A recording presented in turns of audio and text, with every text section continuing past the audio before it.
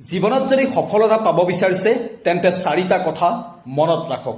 Number 1, সফলতা পাবলৈ কেতিয়াও শ্বৰ্টকাট নল'ব, মানে সহজভাৱে সফলতা লাভ কৰাৰ কথা চিন্তা নকৰিব। নম্বৰ 2, জীৱনত সফলতা পাবলৈ আপুনি ধৈৰ্য ধৰক। যদি আপুনি ধৈৰ্য ধৰে তেনেহ'লে সফলতা এদিন আপোনাৰ কাষলৈ আহিবই।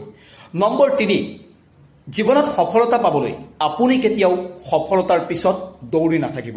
আপোনাৰ পিছত সফলতাক দৌৰিবলৈ দিয়ক।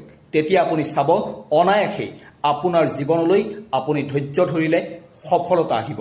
নম্বৰ 4, আটাইতকৈ গুৰুত্বপূৰ্ণ, সফলতা পাবলৈ আপুনি কি কৰি আছে জীৱনটোত, আপুনি কেনেদৰে সংগ্ৰাম কৰিছে, সেই কথাখিনি পৰাপক্ষত আপুনি কাৰোৰে আগত শ্বেয়াৰ নকৰাকৈ ৰাখিব।